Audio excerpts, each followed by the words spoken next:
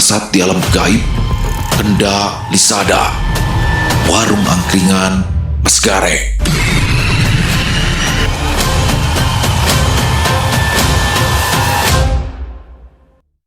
Assalamualaikum warahmatullahi wabarakatuh. Halo semuanya teman-teman, selamat malam. Selamat datang kembali di channel kesayangan kita, channel Ilo Bercerita, dan masih bersama saya Ilo. Dimanapun teman-teman berada, semoga teman-teman selalu dalam keadaan sehat walafiat, tanpa kekurangan satu apapun. Amin, amin ya robbal alamin. Dan pada kesempatan yang baik ini saya akan membawakan satu kisah favorit baru kita semua, warung angkringan Mas Gareng. Wow, ini udah episode ketiga ya, dan di sini saya jadi belajar bahasa ngapak ya teman-teman ya. Jadi ngapak itu kebanyakan ya, bukan jadi orang anak gitu, bukan orang ono gitu. Jadi kalau sedikit-sedikit agak ada kekurangan saya mohon maaf nih ya. Warung angkringan Mas Gareng, kisah besutan dari catur sagara yang makin hari makin keren aja. Dan setelah kemarin Gareng terluka karena Sukmanya ya terluka karena bertempur di alam gaib di Kenda Lisada. Nah, kali ini ada kejadian lagi nih di Kenda Lisada dari anak-anak sekolah yang melakukan perkemahan di sana sehingga memaksa Gareng untuk turun tangan. Tapi di sini dia menjadi perpanjangan tangan aja. Gimana sih serunya kisahnya? Oke, sebelum kita masuk ke dalam kisahnya, buat teman-teman yang mungkin belum subscribe channel Ilo Bercerita, bisa diklik dulu tombol subscribe. Jangan lupa lonceng notifikasinya juga dinyalakan agar teman-teman selalu mendapatkan notifikasi dari konten-konten yang akan kami upload selanjutnya. Dan untuk channel Ilo Bercerita kami upload setiap hari teman-teman, setiap malam jam 9 malam waktu Indonesia bagian Barat. Gak pakai berlama-lama lagi. Pasti udah gak sabaran kan untuk masuk ke dalam kisahnya? Kita langsung saja masuk ke dalam kisahnya. Kita berangkat ke Banyumas. Bumi perkemahan Kenda Lisada tampak dipenuhi oleh para siswa-siswi dari SMK Karya Bangsa, salah satu SMK swasta yang ada di Banyumas. Tenda-tenda mulai dibangun di area yang sudah ditentukan. Para siswa-siswi itu bahu-membahu membangun tenda regu mereka masing-masing. Ada yang serius, tetapi sebagian dari mereka melakukannya sambil bersenda gurau. Di salah satu tenda yang masih belum juga berdiri, seorang pemuda yang menggunakan pakaian pramuka tampak asyik memainkan handphonenya. Meski teman-temannya masih sibuk mendirikan tenda, tetapi dia tampak tak peduli. Bukan teman-temannya tidak mau menegur, tetapi mereka sudah lelah karena setiap kali mereka menegur, pemuda itu selalu saja membantah. Dia adalah Gibran, murid kelas 11 SMK Karya Bangsa yang terkenal nakal. Tidak hanya berani ke temannya, Gibran juga tidak segan membantah gurunya. Hal itu juga yang membuat tidak banyak orang yang masih mau menegur Gibran. Gibran Arya Pratama, lagi apa kamu di sana? Kenapa kamu gak bantu teman-teman kamu? Gibran hanya melirik sebentar kepada orang yang meneriakinya. Orang itu adalah Pak Wisnu, guru olahraga yang juga menjadi pembina pramuka. Dan Pak Wisnu adalah salah satu orang yang masih mau menegur Gibran. Gibran, bantu teman-teman kamu, atau handphone kamu saya sita. Bersik banget sih. Gak tahu orang lagi nyantai apa. Anak itu kemudian bangkit dan membantu teman-temannya setengah hati. Setelah semua tenda berdiri dengan sempurna, apel pembukaan pun dilakukan. Kegiatan-kegiatan yang akan dilakukan selama perkemahan ini juga dijelaskan secara garis besar. Sementara itu, di tempat yang berbeda, Gareng sedang duduk di kursi panjang di depan warung angkringannya. Sino sedang sibuk membereskan warung dan setelah ini menyiapkan beberapa pesanan. Sejak kejadian dirinya masuk ke alam gaib, Sino kini menjadi lebih rajin, bahkan melakukan pekerjaan-pekerjaan yang sebelumnya ia enggan melakukannya. Gareng telah menyelamatkannya, bahkan mempertaruhkan nyawanya sendiri untuk menolongnya. Jika dia tidak menjadi lebih baik dan terus menjadi Sino yang malas, maka hal ini akan sangat memalukan. Sementara itu, Garing dengan santai menyeruput susu jahe hangat yang dibuatkan oleh Sino. Perutnya memang sudah tidak sakit lagi, tetapi karena Sukmanya terluka parah saat menyelamatkan Sino, membuat fisiknya menjadi lebih lemah dari sebelumnya. Tak lama kemudian, sebuah sepeda motor berhenti di depan warung angkringan Gareng. Angga turun dan duduk di samping Gareng dengan senyuman lebar. Kok ngerenges bae enggak? Iya Kang, tadi aku lihat di bumi perkemahan ada yang lagi kemah Kang. Loh, bukannya itu biasa ya? Ya emang biasa buat kemah.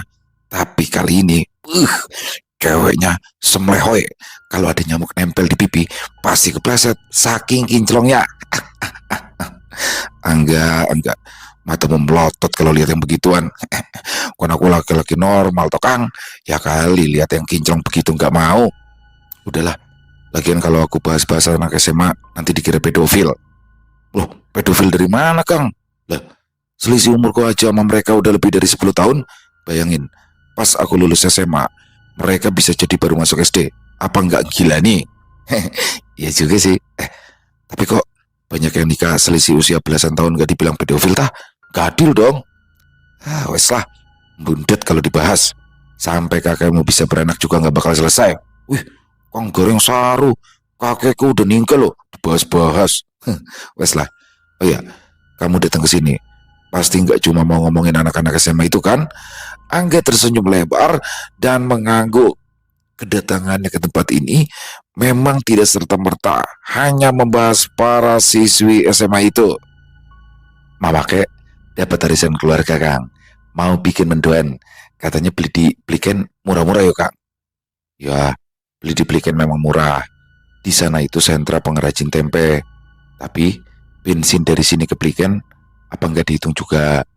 Kenapa nggak beli di pasar Sukaraja aja yang deket? Selisih harganya juga nggak jauh. Loh tapi mama kek minatnya tempenya orang Pliken Kang. Lah yang dagang tempe di pasar Sokaraja aja kebanyakan orang Pliken. Tapi kalau kamu mau ke Pliken ya rapopo. Temenin yuk Kang. Aku kan gak tahu yang dagang tempenya sebelah mana. Ulah kalau gitu yang mending beli tempe yang di pasar Sokaraja aja. Kalau enggak nanti beli ke temanku aja.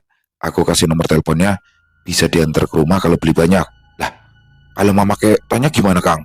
Ya kamu bilang aja itu tempenya orang Pliken, cuma orangnya mau nganter sampai rumah. Gitu aja kok repot sih. Ya juga ya Kang.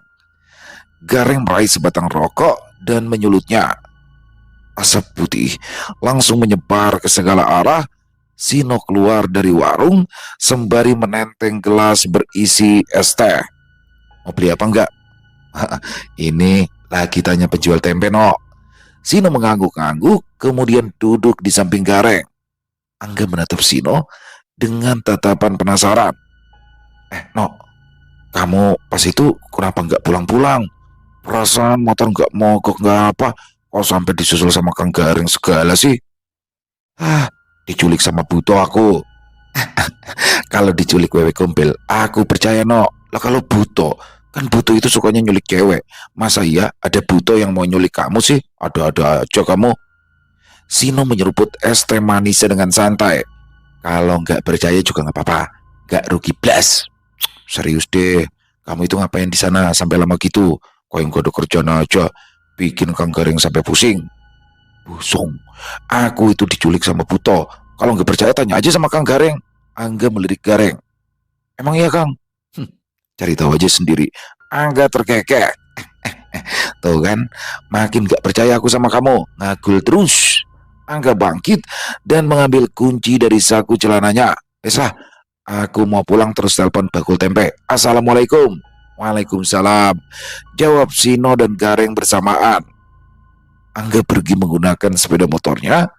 Begitu suara motor pemuda itu tak lagi terdengar, Sino melirik Gareng dengan tatapan cemberut. Kang, kok Kang Gareng gitu sih? Kenapa nggak diain aja sih?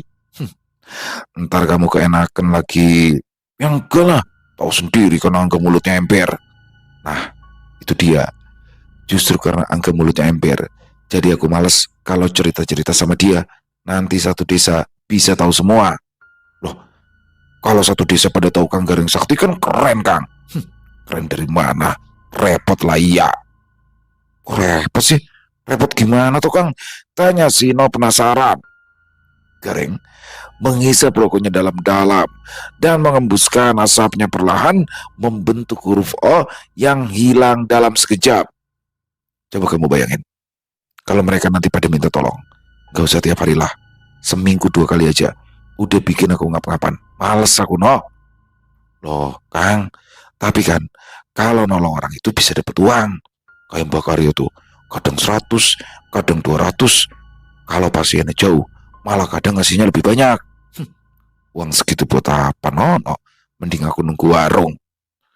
Tapi Kang, bakat Kang Gareng ini sayang loh kalau disia-siain. Ini bisa jadi sumber duit. Sumber duit kundul mau peang. Emang kamu kira nggak capek apa ngurusin alam gaib? Apalagi kalau ketemu belis kaya yang narik kamu kemarin. Iya sih. Tapi ngomong-ngomong, pas Kang Gareng kena tusuk itu sakit nggak Kang? Coba kamu ambil pisau sana. Ih, buat apa Kang? Ucap si ngeri. Buat nusuk kamu. Gak usah di perut deh, di tangan aja. Nanti baru tahu rasanya gimana.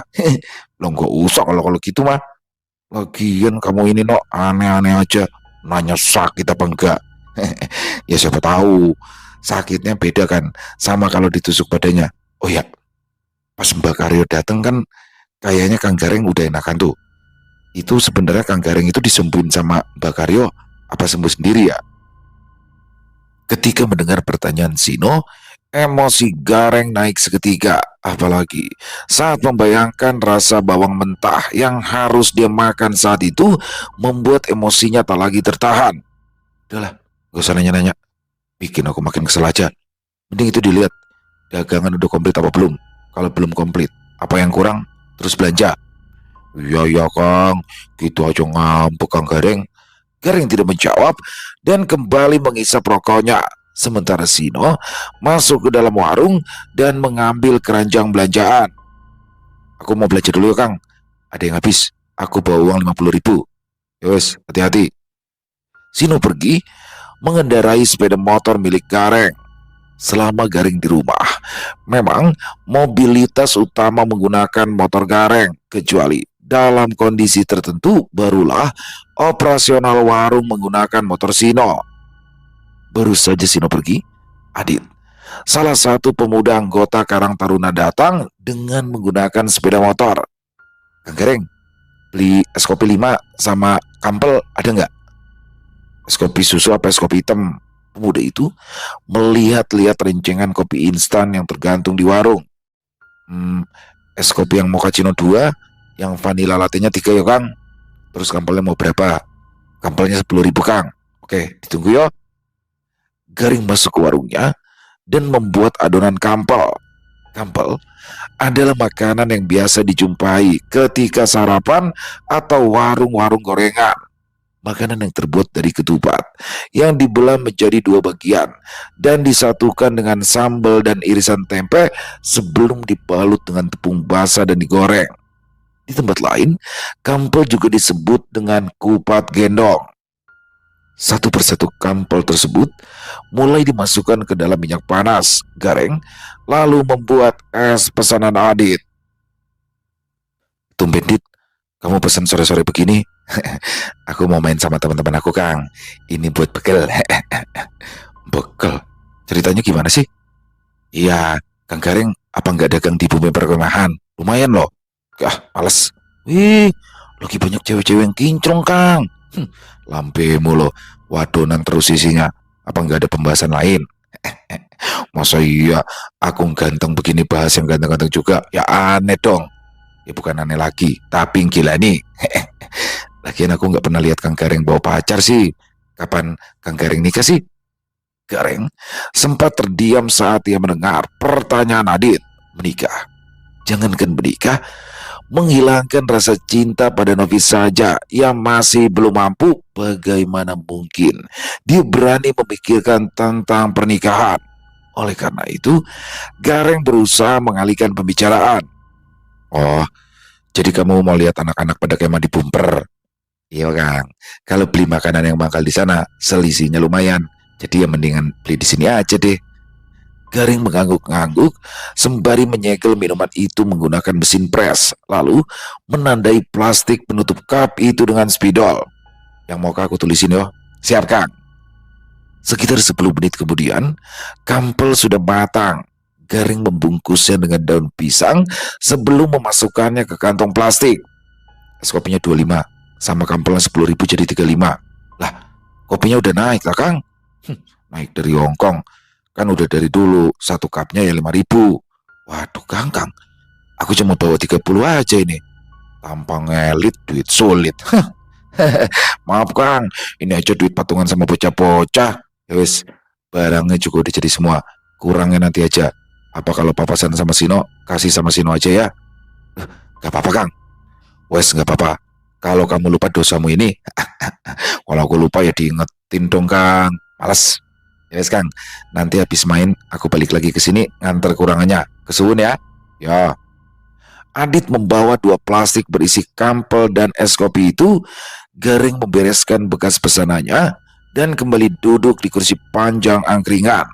Teringat kembali kejadian beberapa hari lalu ketika Sukmanya terluka. Sepertinya dia harus menguatkan jiwanya karena keberuntungan tidak akan datang terus-menerus. Jika suatu hari nanti dia berhadapan dengan sosok yang lebih kuat, belum tentu dia akan seberuntung kemarin. Sementara itu, di bumi perkemahan Kendali Sada, puluhan regu pramuka dari SMK Karya Bangsa sudah membentuk puluhan banjar yang rapi. Mereka akan melakukan salah satu kegiatan yang bernama jelajah alam sekitar, yaitu kegiatan penjelajahan yang akan dilakukan di sekitar bumi perkemahan Kendali Sada. Kelompok-kelompok itu akan diberangkatkan berdasarkan dengan nomor urut, di mana setiap regu memiliki nomor yang berbeda. Sekitar jam 3 siang, akhirnya kelompok Gibran menjadi kelompok terakhir yang diberangkatkan. Mereka semua bersemangat, bahkan Gibran yang biasanya malas mengikuti acara sekolah kali ini tampak antusias. Bukan karena dia benar-benar menyukai kegiatan, tetapi dia memiliki niat lain. Beberapa hari lalu, dia sudah melihat lokasi jelajah alam sekitar dan Gibran sudah mengetahui titik-titik yang bisa ia gunakan untuk kabur.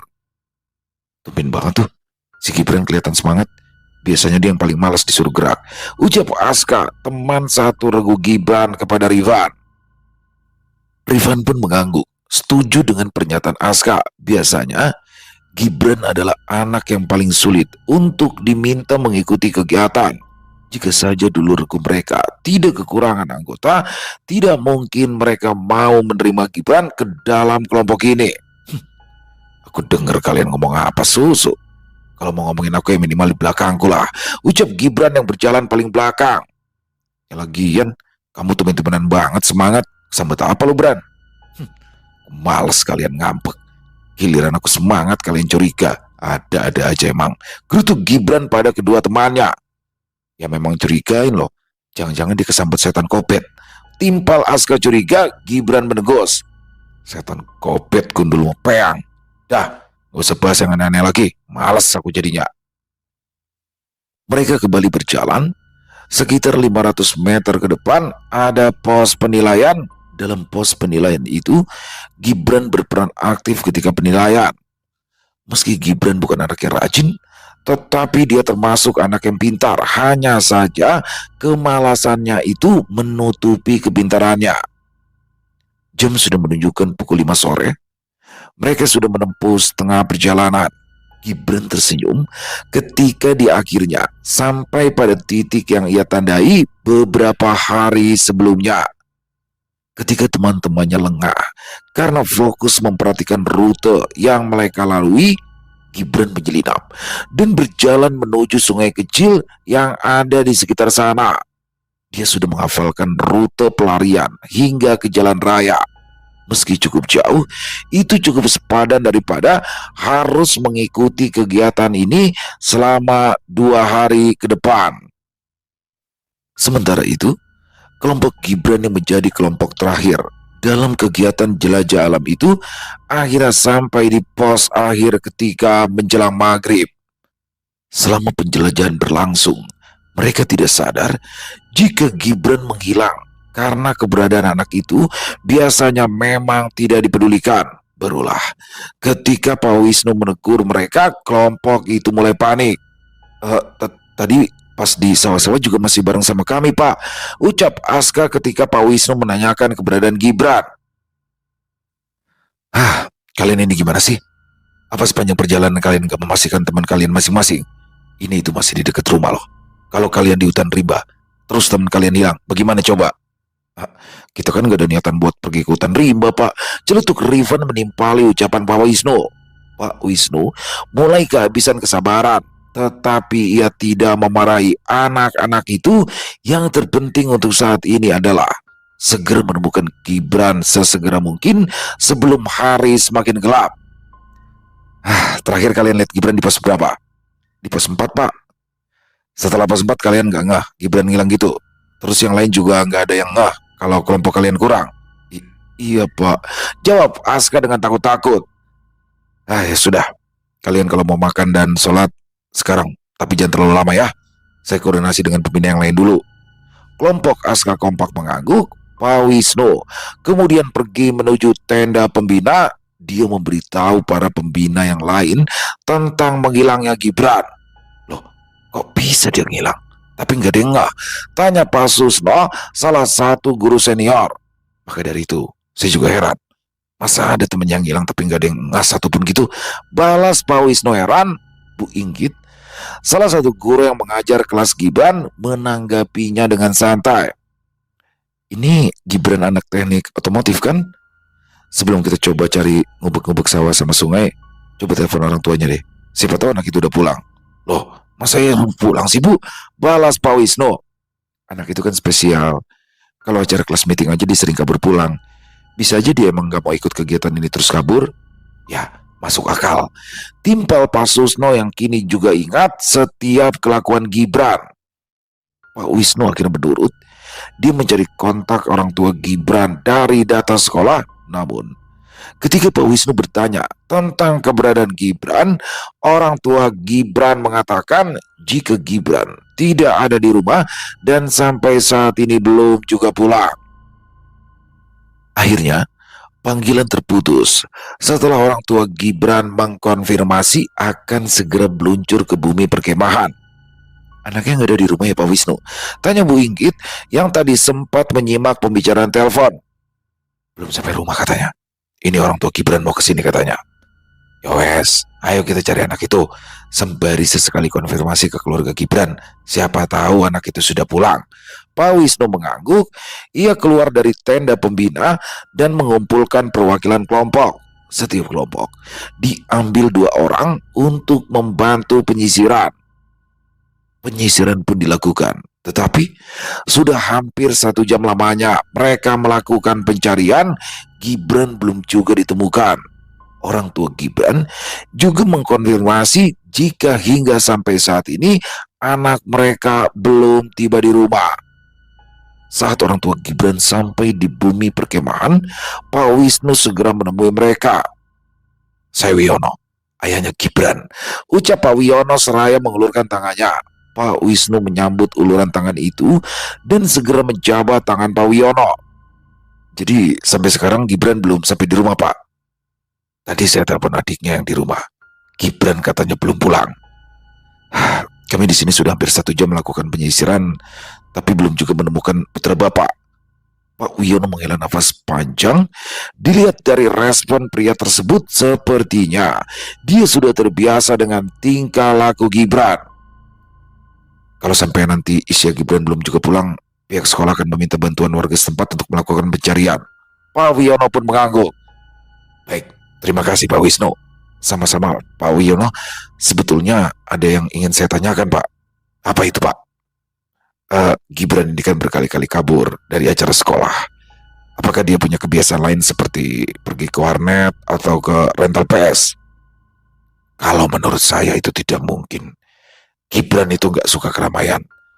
Dia berkali-kali kabur dari sekolah, juga langsung pulang ke rumah. Pak Wisnu mengangguk. Paham. Kalau begitu saya mau pergi ke rumah Pak Kades setempat untuk meminta bantuan, Pak. Saya ikut, Pak. Oke, monggo. Pak Wisnu dan Pak Wiono pergi ke rumah kepala desa setempat. Kebetulan Pak Wisnu cukup mengenalnya karena sudah beberapa kali bertemu. Pertemuan itu cukup singkat, hanya sekitar 10 menit, sampai akhirnya Pak Narno sebagai kepala desa memutuskan untuk mengerahkan Karang Taruna dan Linmas untuk mencari keberadaan Gibran. Pak Narno juga meminta bantuan ke desa-desa sekitar agar mengirim perwakilan untuk mencari Gibran. Pencarian terus berlanjut. Para siswa dibantu oleh warga sekitar terus menyisir rute jelajah alam, berharap menemukan keberadaan Gibran. Orang tua Gibran yang berada di lokasi pun terus mencoba menelpon teman-teman Gibran di sekitaran rumah untuk mencari tahu tentang keberadaan pemuda itu. Sementara itu, di warung angkringan Gareng, beberapa pemuda sedang nongkrong di sana sembari mabar game MOBA. Meski warung Gareng berada di tepi hutan, tapi karena koneksi wifi di tempat ini sangat lancar, membuat beberapa pemuda rutin mabar di tempat ini. Dari kejauhan, terdengar suara gas motor yang meraung-raung. Sebuah sepeda motor muncul dengan Angga yang mengendarainya. Dia tampak tergesa-gesa menghampiri para pemuda itu. Kalian itu nggak baca grup Karang Taruna apa gimana sih? Kok masih di sini aja? Rudi, yang sedang asyik bermain game, berbicara tanpa menoleh pada Angga. Ada apa memangnya, enggak? Bukannya jadwal rapat besok? Makanya punya handphone itu ada kuota itu, chat di grup dibaca. Ada anak hilang di Pumper, kita diminta bantu cari. Hilang apa udah pulang? Nggak sekali dua kali loh kita nyari orang, yang dikira hilang ternyata malah pulang. Ini beda. Orang tuanya bilang kalau bocah itu nggak ada di rumah. Wes, nanti coba susur di warnet sekitaran sini. Siapa tahu bocahnya lagi nongkrong di warnet, ucap Rudi dengan santai, tangannya masih sibuk bermain game. Beberapa pemuda lain juga tampak tidak peduli. Sepertinya kasus ini bukan kasus pertama yang mereka dengar. Karang Taruna kampung sebelah udah nyisir ke warnet sama warung kopi, tapi itu bocah nggak ada. Buruan, nanti keburu malam, ucap Angga mendesak teman-temannya itu. Rudi menghela nafas panjang dan mengangguk. Ayo, kita main cepat, habis itu nyari bocah yang hilang. Permainan dilanjut dengan tempo cepat. 5 menit kemudian, mereka sudah memenangkan game itu. Rudi menghisap rokoknya dan bangkit. Kang Gareng, bayar Kang. Gareng pun keluar dari warung. Tumben, masih sore udah mau pulang. Ini Kang, katanya ada bocah hilang di Pumper. Kita disuruh ikut bantu nyari. Oh gitu, semoga cepat ketemu ya. Kang Gareng gak ikut bantu nyari? Kalian aja, aku bantu doa aja. Sino keluar dari warung membawa semangkuk mie goreng yang masih mengepulkan asap. Loh, kok pada mau pulang kalian? Tanya Sino saat melihat teman-temannya seperti bersiap-siap untuk pergi. Mau nyari anak hilang. Kamu mau ikut nggak, No? Sino melirik Gareng. Gareng pun mengangguk mengizinkan. Nanti aja aku nyusul. Mau makan dulu, biar ada tenaga buat nyari. Oke, kita tunggu ya, balas Angga begitu mendengar ucapan Sino. Berapa semuanya jadinya, Kang? Gareng menghitung semua jajanan yang dimakan oleh anak-anak itu. Gorengannya Ambi udah dihitung belum, Kang? Udah, itu udah semua. Rudi mengangguk dan membayarnya dengan uang pas. Setelah itu, mereka semua pergi meninggalkan warung Gareng. Hanya tersisa Gareng dan Sino di tempat itu. Mereka duduk bersebelahan.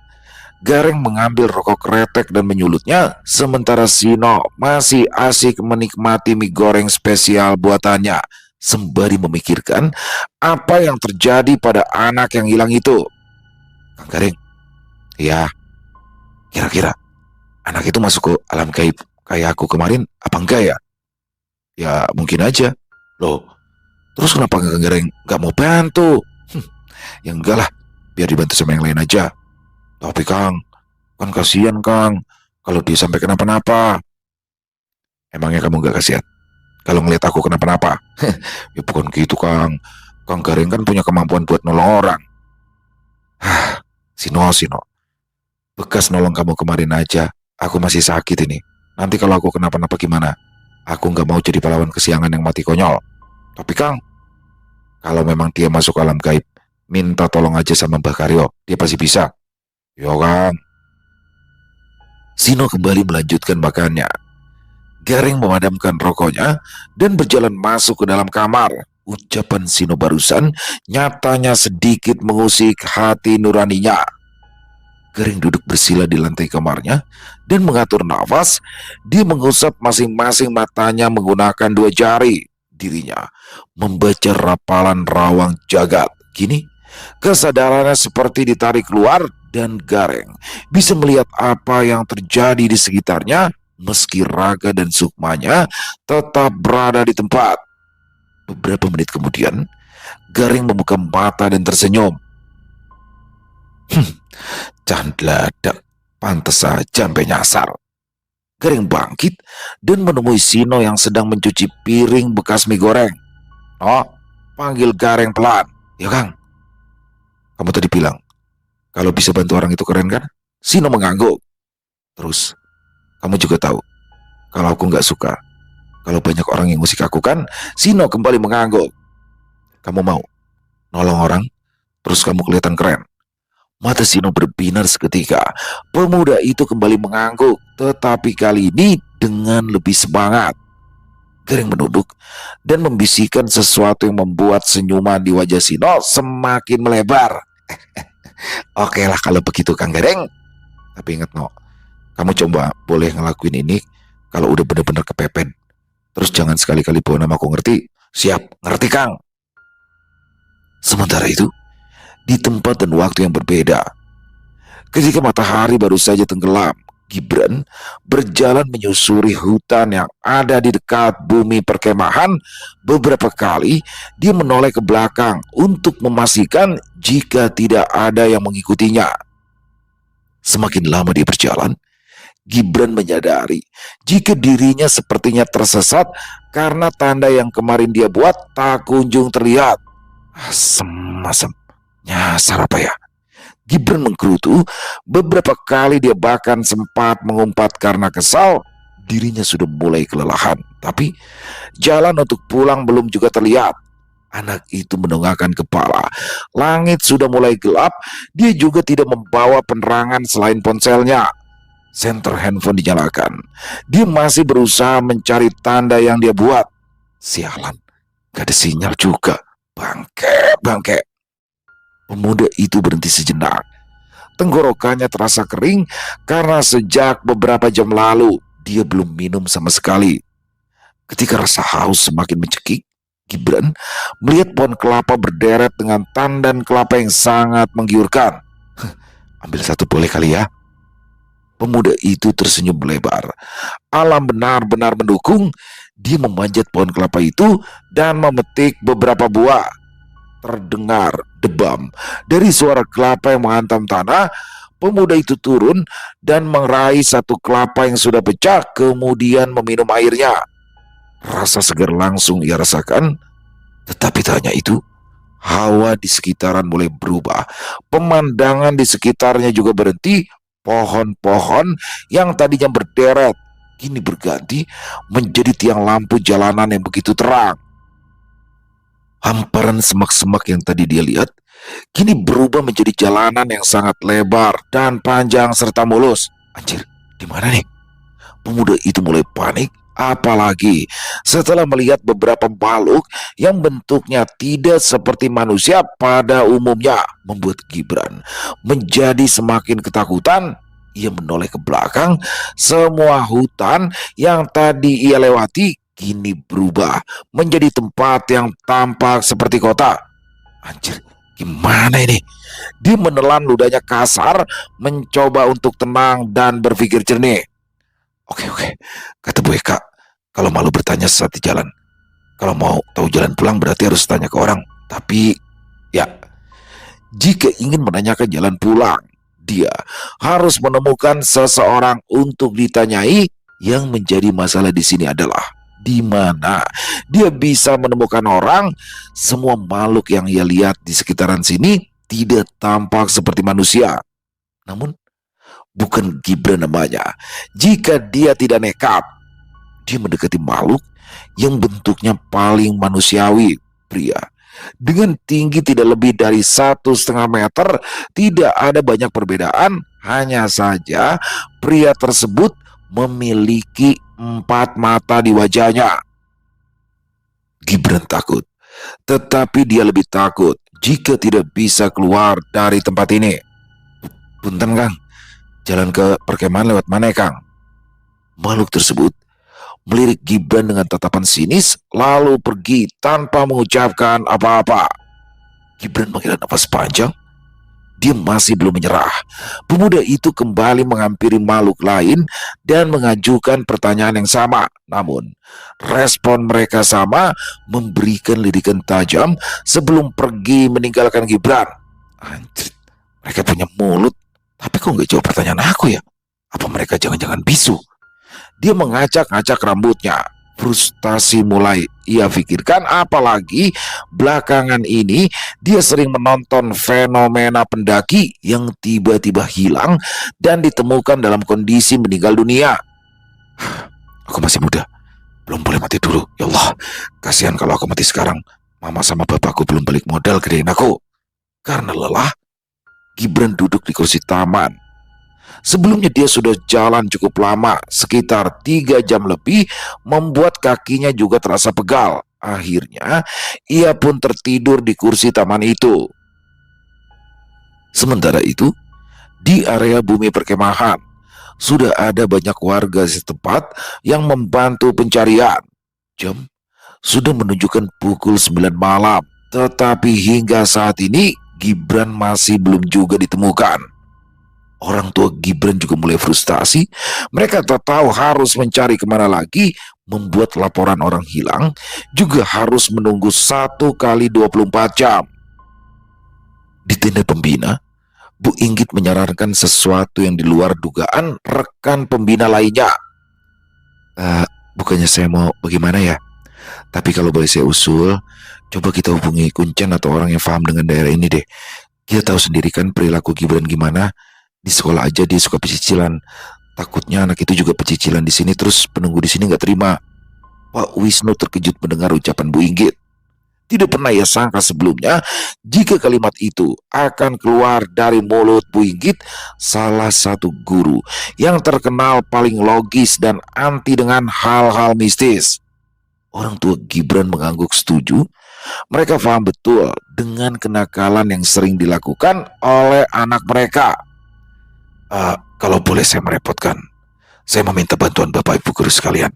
Apabila nantinya ada biaya, saya tidak masalah. Yang penting Gibran bisa pulang dengan selamat. Pak Wi, serius kita mau pakai orang pintar buat nyari Gibran? Pak Wiono mengangguk. Saya tahu seberapa payahnya anak saya. Kalau nunggu operasi SAR, saya takut dia sudah mati kelaparan. Jadi saya pikir lebih cepat Gibran ketemu akan lebih baik, ucap Pak Wiono penuh keyakinan. Pak Wisnu menghela nafas panjang dan mengangguk. Baik Pak, saya kenal sama kepala desa di sini. Nanti jenengan saja yang saya pertemukan ke beliau ya. Beliau yang lebih tahu tentang tempat ini. Begitupun tidak masalah Pak Wisnu. Pak Wisnu pun segera menelpon Pak Narno. Entah kebetulan atau bagaimana, tetapi Pak Narno ternyata sudah berada di lokasi. Akhirnya Pak Narno masuk ke tenda pembina. Setelah percakapan singkat antara mereka, akhirnya disepakati jika mereka akan mengundang Mbah Karyo, salah satu orang pintar yang cukup terkenal di desa tetangga. Di luar area bumi perkemahan, Angga dan yang lainnya sudah banjir keringat karena ikut menyisir ke perkebunan. Tetapi mereka tidak menemukan jejak pemuda itu sama sekali. Ketika mereka melihat Mbah Karyo dijemput oleh Pak Narno, mereka mulai menebak-nebak kemana hilangnya Gibran. Angga melirik Sino, pemuda yang mengaku sempat diculik Buto beberapa hari yang lalu. Dalam hatinya, dia percaya jika perginya Sino beberapa hari lalu juga karena hal gaib. Kira-kira anak itu kayak kamu diculik sama Buto apa enggak ya? Tanya Angga penasaran. Loh, Katanya aku, bukannya kamu nggak percaya kalau aku diculik Buto. Ya deh, sekarang aku percaya. Tapi kira-kira malam ini Gibran bakal ketemu gak ya? Temulah. Nanti kalau Mbak Karyo nggak bisa nemuin anak itu, biar aku yang ngomong sama Butonya. Hah, serius? Nah, paling kamu goro kan? Kalau nggak percaya, ya udah, gak usah nanya, bikin kesel aja. Ketika mereka sedang asyik berbicara, Mbak Karyo kembali keluar. Kali ini tidak hanya dengan kepala desa, tapi dengan rombongan guru dan juga orang tua Gibran. Mereka menuju ke arah selatan bumi perkemahan. Angga dan yang lainnya mengikuti mereka karena penasaran. Rombongan itu berhenti sekitar 500 meter dari bumi perkemahan. Bakario berdiri di tengah kebun kosong. Dia mematung, entah sedang melakukan apa. Sementara yang lain hanya diam, menunggu, sembari berharap jika Gibran akan segera pulang. Hampir setengah jam berlalu. Bakario pun mundur. Nafasnya terengah. Pak Wiono yang semula tenang menjadi cemas ketika melihat Bakario. Angel. Gibran ini sudah mencuri sesuatu dari alam mereka. Mereka tidak mau mengembalikan Gibran sebelum Gibran mengembalikan apa yang dia curi atau menebusnya. Kaki Pak Wiono lemas seketika. Jika memang benar anaknya melakukan hal itu, maka kesempatan untuk anaknya kembali menjadi lebih kecil. Malam ini kita pulang dulu. Saya ingin mencari syarat untuk mengembalikan putra panjenengan. Perlu saya antar, Mbah? Wiono menawarkan diri. Ora usah. Aku mau ke Purbalingga. Jenengan di sini saja. Siapa tahu ada keajaiban. Saya pamit. Bakario langsung pergi bersama Pak Narno. Sebagian guru juga pergi. Hanya tersisa orang tua Gibran, Pak Wisnu, dan 5 orang guru lainnya. Angga melirik Sino. Tuh, katanya kalau Mbak Karyo nggak bisa nolong, kamu mau ngomong sama Butonya. Ayo sekarang coba. Siapa tahu Butonya nurut sama kamu, ucap Angga dengan nada menyindir. Sino tersenyum dengan percaya diri. Dia lantas menghampiri Pak Wiono. Pak, jenengan bapaknya Gibran ya? Wiono menoleh dan mengangguk. Sebenarnya ia sedikit terkejut dengan kedatangan pemuda itu. Sejak tadi dia tidak memperhatikan sekitar, tetapi dilihat dari rambut yang basah karena keringat, sepertinya pemuda itu sudah membantu pencarian. Iya betul. Pak, kalau saya mau bantu jenengan boleh nggak? Membantu? Tentu saja Wiono sangat terkejut. Pasalnya, orang pintar yang cukup terkenal saja tidak mampu. Lalu bagaimana mungkin pemuda yang usianya tidak jauh dari anaknya ini mampu? Namun, melihat niat baik pemuda itu, dia pun mengangguk. Pak, kemarin itu, saya itu juga sempat hilang di sini. Siapa tahu saya bisa bantu. Tapi yang ikut jangan banyak-banyak, 3 orang aja. Pak Wiono melihat harapan. Dia segera mengangguk. Jika berhasil, maka itu adalah keberuntungan. Jika tidak pun, dia sudah berusaha. Akhirnya, 3 orang yang mengikuti Sino adalah kedua orang tua Gibran dan juga Pak Wisnu. Mereka berjalan sekitar 500 meter lagi dan berhenti di dekat pohon beringin. Bapak sama Ibu ikut saya muterin pohon ini sembari baca sholawat Nabi ya. Habis itu baca ini. Sino membisikkan sesuatu kepada Pak Wiono. Lalu Pak Wiono membisikkan hal yang sama pada istrinya. Siap? Orang tua Gibran mengangguk. Mereka bertiga berjalan memutari pohon tersebut sembari membaca sholawat. Setelah itu, kedua orang tua Gibran mengatakan sesuatu dengan pelan. Nyuwun pangapunten, Bah. Menawi putra kawula gadal kalebetan sampun mendet grempile panjenengan. Saderengipun kula sampun ngaturaken pangapunten dhateng Bagareng. Kula nyuwun supados putra kula kersa dipun wangsulaken wonten ing kahanan wilujeng rahayu boten kirang satunggal menapa. Sesudahnya, kedua orang tua Gibran menoleh pada Sino, Wisnu, yang menggunakan headlamp akhirnya berteriak kegirangan. Ketemu!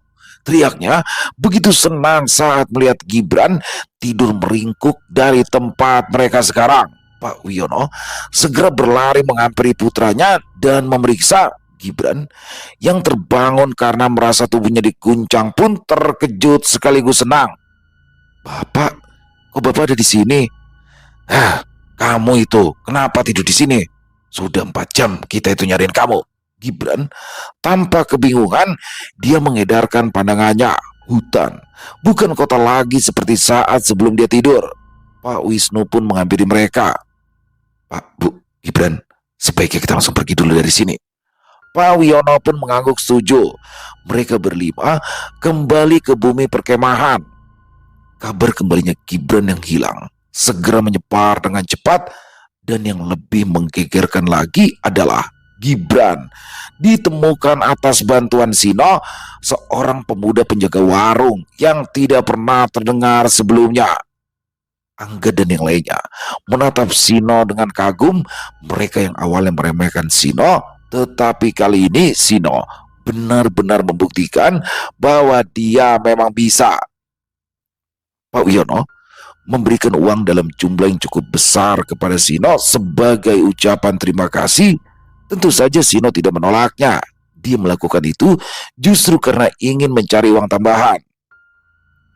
Sekitar jam 10 malam, dia pun kembali ke warung angkringan Gareng dengan senyuman lebar. Gareng yang sedang duduk bisa menebak jika Sino berhasil. Kang Gareng, berhasil Kang." "Gimana? Keren gak?" "Keren Kang, kapan-kapan bolehlah kita coba lagi." Gareng tidak menanggapinya dan kembali menghisap rokoknya. Sino mengeluarkan uang 500.000 rupiah dan memberikannya kepada Gareng. "Udah, buat kamu aja." "Weh, gak bisa Kang, aku udah ambil." "Berapa?" 500 juga. "Makanya Kang Gareng terima yo." Cuma itu doang dapat 1 juta. Pas kamu nyasar sampai aku ketusuk, harusnya kamu itu ngasih aku 10 juta. Kong Gareng, perhitungan sekarang. Ya wis, kalau kamu emang udah ngambil, ya aku nggak nolak. Gareng menerima uang itu dan mengantonginya. Selesai. Wow, luar biasa. Kisah dari Catur Sagara, warung angkringan Mas Gareng. Wah, keren banget ya di sini ya. Gimana Gareng, dia masuk tuh ke alam gaib tuh. Lalu Sino dijadikan perpanjangan tangannya.